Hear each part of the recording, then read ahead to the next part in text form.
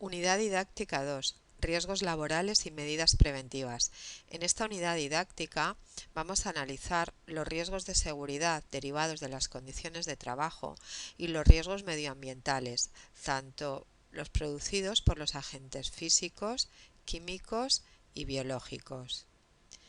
Iniciamos la unidad definiendo lo que es condición de trabajo. Entendemos por tal cualquier característica que esté presente en el lugar del trabajo y que pueda ocasionar un accidente de trabajo y dañar la salud del trabajador. Los riesgos derivados de las condiciones de trabajo son todos aquellos factores que están relacionados con la seguridad en el trabajo y que, por tanto, pueden ocasionar accidentes laborales y daños a las personas trabajadoras. Este grupo de riesgos engloban, por un lado, los lugares de trabajo, que son las áreas o centro de trabajo en el que se encuentran las personas trabajadoras a las que pueden acceder, la señalización, que es una medida complementaria de seguridad y salud en el trabajo, los riesgos por incendio y el riesgo eléctrico. Se entiende por lugar de trabajo el área del centro de trabajo en el que las personas trabajadoras deben permanecer o a las que pueden acceder debido a su trabajo. Hay que diferenciar entre el local de trabajo, que es aquel local en el que habitualmente uno o varios trabajadores desarrollan su trabajo, y lugar de trabajo, que comprende tanto el local de trabajo como los lugares a los que se puede acceder que no tienen unos puestos definidos, como puede ser un aseo, duchas, comedor, parking, etc. El Real Decreto que regula las disposiciones mínimas de seguridad en los lugares de trabajo considera lugares de trabajo, además de lo que hemos comentado, como son las estancias principales donde se realiza el trabajo por el trabajador, que puede ser una oficina, un almacén, añadiríamos todos los servicios higiénicos, locales de descanso y de primeros auxilios, comedores e incluso las instalaciones de servicio de protección anexas, como puede ser la instalación eléctrica, del agua, etc. Por otro lado, no consideraría lugar de trabajo, pero porque tienen una protección específica, los medios de transporte utilizados fuera del centro, como puede ser un vehículo como un coche, un avión, un camión. Las obras de construcción también tienen una regulación específica y están excluidas de las características que vamos a determinar en esta unidad. Las industrias de extracción, los buques de pesca, los campos de cultivo, trabajos agrícolas, forestales, etc. Esto quiere decir que estos lugares de trabajo sí que tienen que cumplir con unas normas de prevención, pero específicas, no las generales que se pueden aplicar, por ejemplo, a una oficina o un almacén. Las características generales que deben cumplir los lugares de trabajo las hemos dividido en 4 grupos: las estructuras y suelos, los espacios de trabajo, las escaleras y vías de circulación y las salidas de evacuación. La estructura del edificio debe ser sólida y resistente, y los suelos deben ser estables, no resbaladizos, deben de estar limpios, sin obstáculos y no tener ni pendientes ni rampas excesivas. También se debe cuidar el espacio de trabajo de manera que el trabajador esté confortable y tenga una superficie de trabajo determinada, 2 metros cuadrados, para poderse mover, 10 metros cúbicos de volumen y luego una altura mínima de 3 metros que baja a 2 metros y medio en locales comerciales y despachos. Las escaleras y vías de circulación también tienen que tener un mantenimiento y estar libres de obstáculos. Tienen una anchura mínima de 1 metro, las escaleras y los pasillos, y las puertas de 80 centímetros. Y por último, las salidas de evacuación deben de estar señalizadas, iluminadas y con puertas que se puedan abrir hacia afuera. Además del ancho mínimo que hemos señalado con respecto a las puertas, se tienen que cumplir otra serie de requisitos. Las puertas transparentes tienen que estar señalizadas a la altura de la vista con objeto de evitar golpes contra la puerta. Las puertas de vaivén tienen que tener una visibilidad a la zona a la que se accede. Las puertas de acceso de las escaleras abrirán sobre rellanos, nunca directamente sobre los escalones, y las puertas correderas tendrán un sistema de seguridad para impedir que se salgan de los carriles. Antes de ver las disposiciones mínimas de seguridad de las escaleras, vamos a ver qué es la huella y la contrahuella. La huella es la profundidad del peldaño, que está señalada aquí, la pisada, y la contrahuella es la altura del peldaño. Las dimensiones de los peldaños será la huella, que hemos dicho que era la pisada, de 23 a 36 centímetros, y la contrahuella, la altura, estará entre los 13 a 20 centímetros. Además, el pavimento no será resbaladizo y tendrá elementos antideslizantes para evitar caídas a distinto nivel, y tienen que cumplir con un ancho mínimo que será en general 1 metro, con la excepción de las escaleras de servicio, que será de 55 centímetros.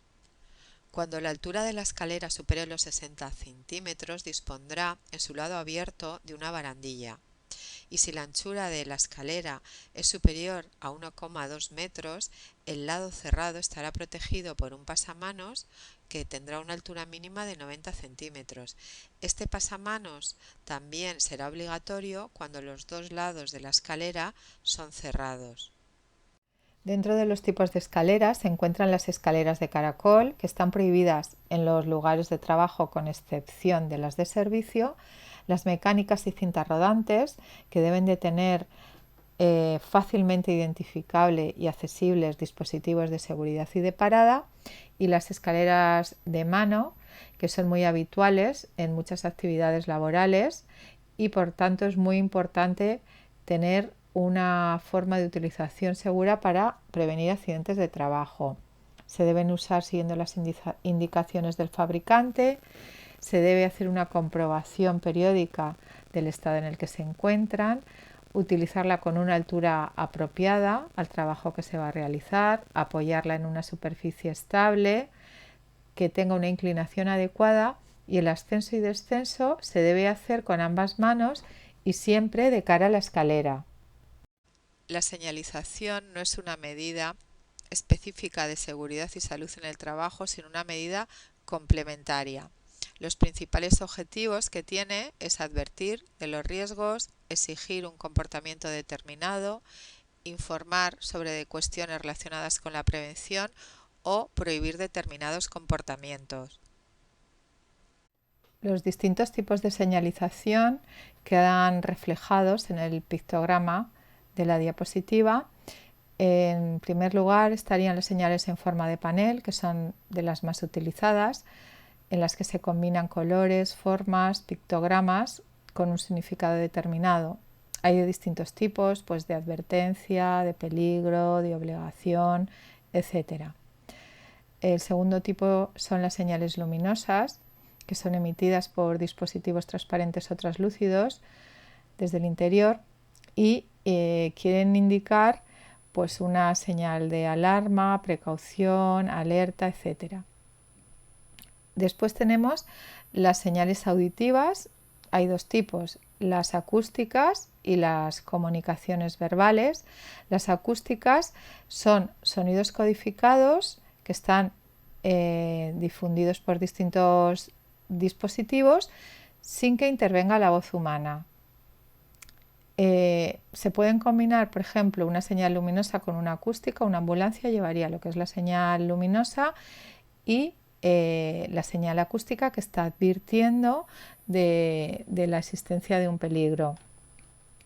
Y luego la otra señal auditiva serían las comunicaciones verbales, que son mensajes en los que interviene voz humana o sintética, que tienen que ser siempre cortos, claros y que sean conocidos por las personas a las que se dirige. Y por último estarían las señales gestuales, en las que se utilizan diferentes movimientos y posturas codificadas en distintas maniobras, por ejemplo, cuando se hace una operación con un vehículo, con una grúa que pueda llevar cierto peligro, y se utiliza principalmente las manos y los brazos. Para que se produzca un incendio es necesaria la presencia de 4 elementos: combustible, comburente, energía de activación y reacción en cadena. El combustible es la materia que puede arder al aplicarle calor, es en la que se produce el proceso de combustión. Puede ser de varios tipos: sólido, como por ejemplo la madera; líquido, como la gasolina y el alcohol; gas, como el butano; o metal, como el sodio. El comburente es la sustancia que participa en la combustión oxidando al combustible. Normalmente es el aire, concretamente el oxígeno presente en el aire. En tercer lugar, se necesita una energía de activación, que es el foco de calor que inicia el proceso de combustión. Puede ser producido por una chispa, que sería eléctrica; podría ser de tipo mecánico, como un roce o frotamiento; o térmico, como por ejemplo el calor. Y por último, para que se propague el fuego y se produzca el incendio, es necesaria la reacción en cadena. Los 4 métodos de extinción de incendios serían: en primer lugar, el enfriamiento, que es el más utilizado y conocido, que consiste en enfriar con agua la energía de activación. El segundo sería la separación, que consistiría en eliminar el combustible evitando la concentración de aire. Se utiliza mucho con los incendios producidos por gases. Si yo corto el suministro de gas, apago el fuego. El tercero sería la sofocación, que es cuando se reduce la concentración del oxígeno en el aire. Por ejemplo, una sartén ardiendo, yo la cubro con una manta ignífuga o con una tapadera. Al eliminar el comburente se elimina el fuego. Y por último, la inhibición, que sería inhibir la reacción en cadena que hace que se propague el fuego, por ejemplo utilizando un cortafuegos. Los distintos medios de extinción de incendios son los extintores, que son unos recipientes metálicos con algún agente extintor; los rociadores automáticos, que es una red de tuberías colocadas en los techos que contienen agua a presión y que detectan la presencia de fuego y sueltan agua sobre la zona afectada; las bocas de incendio equipadas, que es una instalación compuesta por un armario metálico cerrado con un cristal transparente que tiene dentro una manguera conectada a una red de tuberías; la columna seca, que son unos conductos repartidos por la fachada de los edificios de gran altura a los que se conectan los bomberos; y por último las hidrantes, que son bocas de salida de agua situadas en el exterior de los edificios. Los daños del fuego sobre la salud son, en primer lugar, las quemaduras, que la gravedad de estas dependerá de la diferente profundidad y las capas de piel afectadas y la extensión de las mismas. En segundo lugar, las intoxicaciones por los gases que se hayan emitido en el proceso de combustión. Y por último, también tenemos que tener en cuenta los que se derivan de la evacuación en caso de incendio, pues los golpes, caídas, aplastamientos. Las principales medidas de prevención y protección frente al fuego serían la utilización de sustancias extintoras adecuadas y de los medios de extinción que hemos visto en las anteriores diapositivas, la planificación y señalización de la evacuación ante incendios y, por último, la colocación de instalaciones y dispositivos para la detección y alarma de incendios. Los daños del riesgo eléctrico, que van desde contracciones musculares a quemaduras superficiales, parálisis del corazón y del aparato respiratorio, tetanización muscular, fibrilación ventricular, dependen de varios factores. El más importante es el nivel de intensidad y otros factores a tener en cuenta es el tiempo que dura el contacto y la trayectoria que sigue la electricidad, sobre todo si pasa por el corazón, el tórax o el cerebro. La electricidad tiene distintos efectos negativos sobre el cuerpo humano. Por un lado, puede provocar caídas, golpes, cortes, que son efectos indirectos que están ocasionados por unos movimientos involuntarios que se pueden producir en la persona trabajadora cuando entra en contacto con la electricidad. Y por otro lado están los efectos directos, que son aquellos que son originados por la corriente cuando pasa por el organismo y son de distintos tipos, como pueden ser asfixia, paro respiratorio, fibrilación ventricular, etc. Es posible entrar en contacto con el riesgo eléctrico a través de un contacto directo, que es cuando la persona contacta o toca una parte activa de una instalación, de un equipo, de algún aparato que tenga tensión, como por ejemplo un enchufe. Pero también es posible el contacto indirecto, que es cuando se toca un dispositivo que no debería llevar tensión, pero por algún fallo o alguna avería sí que la conduce. Por ejemplo, cuando se toca una parte exterior de una lavadora que por cualquier fallo nos está transmitiendo la electricidad. Con carácter general, para evitar estos dos tipos de contacto, todos los trabajos con una instalación eléctrica o que estén próximos, que tengan un riesgo de contacto eléctrico, se deben realizar sin tensión. En este segundo apartado vamos a ver los factores de riesgo que están ligados al medio ambiente de trabajo y que pueden ser provocados por agentes químicos, biológicos y físicos. Estos agentes pueden provocar enfermedades en los trabajadores. La higiene industrial es la técnica preventiva que actúa contra las posibles enfermedades profesionales. El riesgo químico es la posibilidad de que la persona trabajadora sufra un daño derivado a la exposición de un agente químico. Los agentes químicos son materia inerte que puede tener forma de gas, vapor, fibras, polvos, etcétera, que están presentes en la atmósfera de trabajo y que pueden penetrar en el organismo y alterar la salud de las personas trabajadoras. La gravedad de los riesgos químicos está determinada por la probabilidad de que se dé el daño en la persona trabajadora y la gravedad o severidad de este daño, y depende de una serie de factores como es en la naturaleza del agente químico. También influyen las condiciones individuales del personal que está expuesto. Hay trabajadores que son especialmente sensibles a determinados riesgos o que tienen unas condiciones de salud determinadas que hace que sean más afectados, igual por estos agentes químicos. Y por último, también es debido a las características de la exposición. Los factores del puesto de trabajo y ambientales como el tiempo de exposición, etc.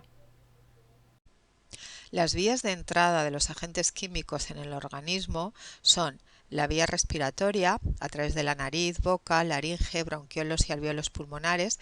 Esta es la vía de entrada más importante para la mayoría de los agentes químicos. La vía dérmica, que es la segunda vía de entrada en importancia, que es a través de la piel. La vía digestiva, que es a través del sistema formado por la boca, estómago e intestinos. Y la vía parenteral, que es cuando el agente químico penetra a través de una herida, corte o punción. Las medidas preventivas y de protección frente a los riesgos químicos las vamos a distinguir en tres grupos. Por un lado, sobre el foco de contaminación, por otro lado, sobre el medio de difusión y por último, sobre el receptor. Sobre el foco de contaminación, las medidas que se pueden tomar son sustitución de los productos si es posible, aislamiento o encerramiento, realizar un mantenimiento adecuado, modificar los procesos y seleccionar adecuadamente los equipos. Sobre el medio de difusión, Es muy importante tener una limpieza adecuada, ventilación, un sistema de alarma y, si es posible, aumentar la distancia entre el foco y el receptor. Y por último, sobre el receptor expuesto, es muy importante la formación e información del trabajador, el encerramiento del proceso en cabinas, que haya una rotación de personal, que se utilicen los equipos de protección individual adecuados y se realicen por la empresa los controles médicos oportunos. Los agentes biológicos son seres vivos microscópicos, como pueden ser virus, las bacterias, hongos, cultivos celulares, que pueden ocasionar enfermedades de tipo infeccioso o parasitario al entrar por las distintas vías dentro del organismo. Estos agentes se transmiten a través del aire, también puede ser a través del agua, los alimentos que se ingieren por la persona trabajadora o porque estén contaminados las superficies, máquinas, herramientas, objetos con los que se está trabajando, aunque también puede haber un contacto a través de otros seres vivos. Los agentes biológicos, una vez que se encuentran en el ambiente laboral, la forma mediante la cual este agente penetra en el organismo humano se conoce como vía de entrada. Las vías de entrada de los agentes biológicos son, en primer lugar, la vía principal de entrada es la vía respiratoria y es por una exposición a la presencia de estos agentes en el ambiente laboral en forma de bioaerosoles, es decir, que están suspendidos en el aire que la persona trabajadora está inhalando. En segundo lugar tenemos la vía dérmica o cutánea, que es cuando la entrada se produce por la piel o por las mucosas, como por ejemplo los ojos y la nariz, cuando se entra en contacto pues, con elementos que están contaminados, que puede ser desde una superficie, máquinas, herramientas, materias primas, o con pacientes o animales enfermos. La tercera vía de entrada es la vía digestiva, que se produce por la ingesta de alimentos o de agua y se produce principalmente por malas prácticas de higiene, una falta de aseo personal antes o después de las comidas, fumar en el área de trabajo, etc. Y la última vía de entrada es la parenteral, que es la que se produce a consecuencia de un accidente laboral, por un corte, un pinchazo, una mordedura o picadura de un animal. Y este tipo de exposiciones son bastante frecuentes tanto en el sector sanitario, veterinario y trabajos en laboratorio. Los efectos para la salud de los agentes biológicos son muy variados y dependen de distintos factores similares a los que hemos visto para los riesgos químicos, como es en primer lugar el tipo de agente biológico con el que se está en contacto, las condiciones de la exposición, pues por ejemplo el tiempo a la que ha estado expuesto este trabajador o trabajadora, y las condiciones del personal expuesto, el estado de salud, si es una mujer embarazada, etc. Y los principales daños para la salud son, en primer lugar, la infección, que es cuando se entra en contacto con un agente biológico y se va multiplicando en el organismo, como por ejemplo el tétanos. Las alergias, que es cuando se produce una fuerte reacción del sistema inmunitario por distintas sustancias, que puede afectar tanto a las vías respiratorias como a la piel.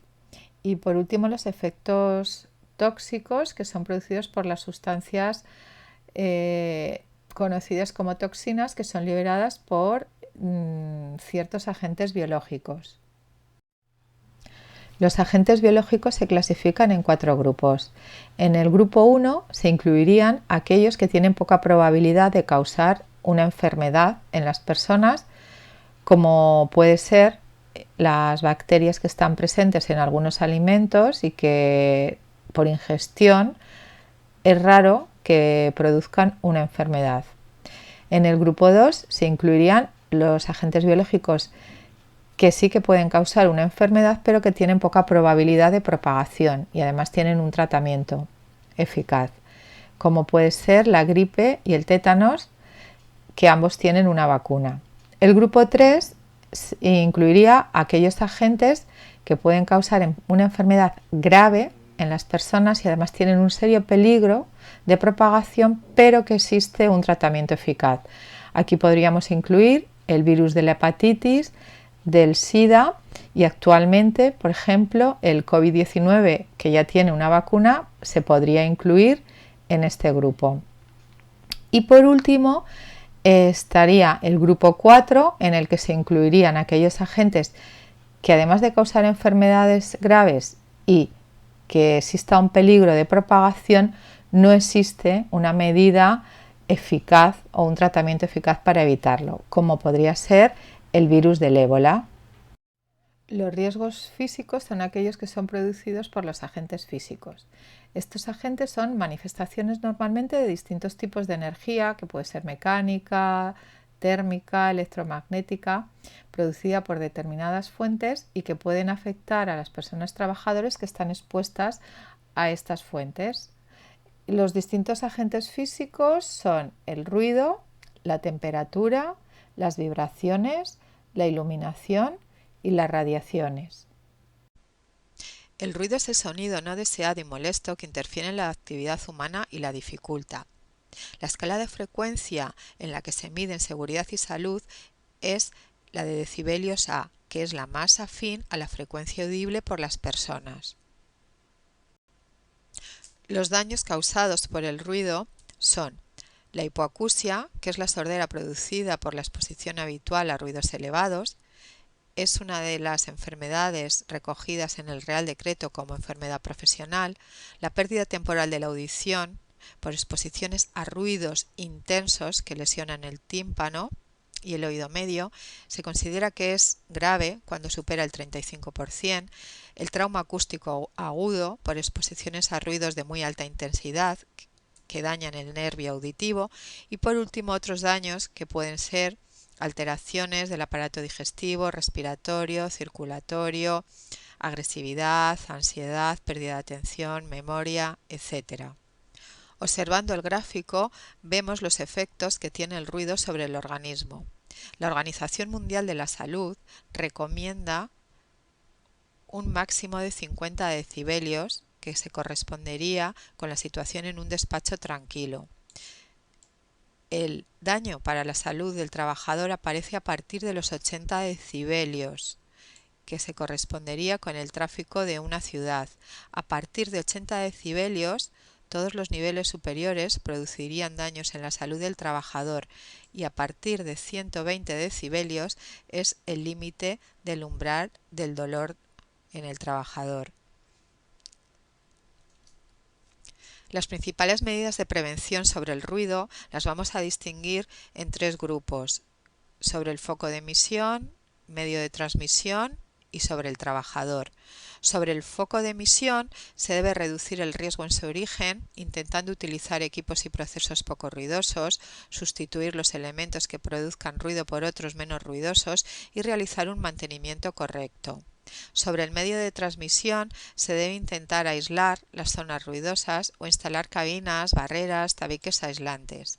Y sobre el trabajador expuesto se debe intentar reducir el número de trabajadores, controlar los tiempos que están expuestos, que utilicen equipos de protección individual y que se realicen por la empresa audiometrías para controlar el efecto del ruido en su salud.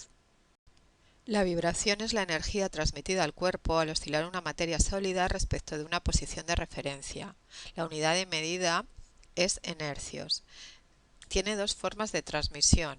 La transmisión mano-brazo, en que los dedos de la mano contactan con el equipo vibratorio. Los efectos nocivos son sobre la zona afectada, principalmente con dolor en articulaciones y huesos, y por otro lado está la vibración global, que es cuando afecta a todo el cuerpo, y los principales efectos de esta vibración son sobre la columna vertebral. La principal clasificación de las vibraciones según su frecuencia sería, en primer lugar, las de muy baja frecuencia producidas por medios de transporte como barco, tren, avión, coche, cuyo efecto principal serían mareos o vértigos. En segundo lugar, las de baja frecuencia producida por vehículos industriales como tractores o maquinaria agrícola, que pueden producir lesiones en la espalda, vértigo, lumbalgias. Y por último, las de alta frecuencia, producidas por herramientas manuales vibrantes como martillos neumáticos y motosierras, que pueden producir lesiones en articulaciones y huesos, o el síndrome de los dedos blancos, que ocasiona insensibilidad en las manos o los dedos por la presión que se ejerce sobre la zona al sujetar herramientas vibratorias. Las principales medidas de prevención en las vibraciones serían sobre el foco de emisión, el mantenimiento correcto de la maquinaria o instalaciones, sobre el medio de transmisión, la instalación de amortiguadores que reduzcan el efecto de la vibración y por último sobre el trabajador expuesto, aparte de la formación e información, limitar el tiempo de exposición, la utilización de EPIs antivibración como pueden ser cinturones, fajas, cascos, etc. La iluminación se mide en luz y es la cantidad de luz que recibe una superficie cuando se proyecta sobre ella un flujo luminoso. La deficiente iluminación puede ocasionar accidentes y lesiones por errores visuales y también puede producir fatiga ocular que se manifiesta con picor, sequedad, dolores de cabeza, visión borrosa, malestar general. La temperatura, la humedad y otros factores del lugar del trabajo determinan el confort térmico del trabajador. Para alcanzar el confort térmico hay que procurar mantener la temperatura corporal a 37 grados. Los trabajadores que están sometidos a temperaturas extremas pueden sufrir determinados daños. Por un lado, los que están sometidos a bajas temperaturas pueden sufrir hipotermia, que puede derivar en un anquilosamiento de las articulaciones, bronquitis, resfriados, neumonías, reuma e incluso la congelación y la muerte. Y por otro lado, los que están sometidos a altas temperaturas, se produce un exceso de calor que puede derivar en calambres, agotamiento, golpe de calor, desvanecimiento, etc. Para conseguir el confort térmico en el centro de trabajo vamos a tener en cuenta una serie de factores que son la temperatura, la humedad y las corrientes de aire. La temperatura en trabajos sedentarios tiene que estar entre 17 y 27 grados y si son trabajos ligeros la temperatura oscilará entre 14 y 25 grados. La humedad en general tiene que estar situada entre 30 y 70%, pero cuando hay riesgo de electricidad estática, el mínimo tiene que ser un 50% de humedad relativa en el aire. Y con respecto a las corrientes de aire, cuando estamos en un ambiente no caluroso, es de 0,25 metros por segundo. Si es caluroso, es de 0,5 metros por segundo. Y por otro lado, también se debe renovar continuamente el aire limpio por hora y trabajador. La radiación es la propagación de energía en forma de ondas electromagnéticas o partículas en cualquier medio. Pueden ser ionizantes cuando alteran las moléculas de los cuerpos expuestos a ellas, como los rayos X, los rayos gamma, alfa, beta, y no ionizantes cuando no tienen esa capacidad de alterar las moléculas de los cuerpos, como puede ser la luz ultravioleta, infrarroja, microondas, rayo láser, etc. Las principales medidas de prevención y protección contra las radiaciones son, en primer lugar, colocar pantallas que impidan el paso de la radiación al trabajador, establecer las distancias de seguridad y limitar los tiempos de exposición de los trabajadores. La señalización es muy importante y la restricción y control de acceso. Y por último, la utilización de la ropa de trabajo adecuada y de los equipos de protección individual que absorban las radiaciones.